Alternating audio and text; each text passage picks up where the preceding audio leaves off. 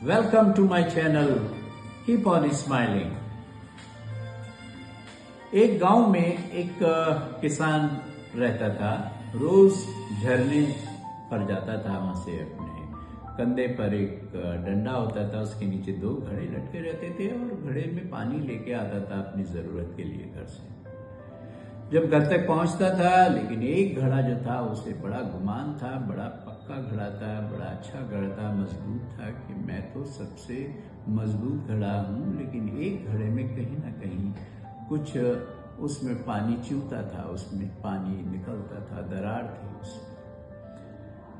तो जब वो पानी ले जा करके घर पे रखता था तो दूसरे घड़े को शर्मिंदगी होती थी कि कहीं वो कहता था, किसान मैं तेरी वो बात नहीं कर पाता पूरी, आधा ही रह जाता है पानी। किसान ने कहा तुम शर्मिंदा मत हो, मुझे आधे पानी की ही जरूरत है, मुझे इतनी ही जरूरत है और तुम इसका सोचो भी मत। नहीं, मुझे बहुत एहसास होता है, बहुत कमी महसूस होती है कि मैं आपको पूरा पानी नहीं दे पाता। तो बोले काम कीजिए, रास्ते में कुछ फूल हैं, उन पर आप जब चलते हैं, मैं चलता हूं तो पानी देते हुए चलेंगे ताकि आपका भी वो पानी वहां तक पहुंच जाए। ऐसा ही हुआ भी।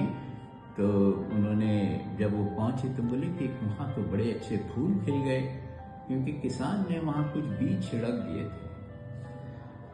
और उसने जब बहुत अच्छे रंग बिरंगे फूल देखे तो कहा कि अभी भी मुझे ये लगता है कि मैं आपकी जो जरूरत है वो पूरी नहीं कर पा रहा हूं। तो उसने कहा कि अगर ये बात तो मैं पहले दिन से जानता हूं कि तुम फूटा हुआ है, तुम्हें क्रैक है, मैंने तुम्हें चुना था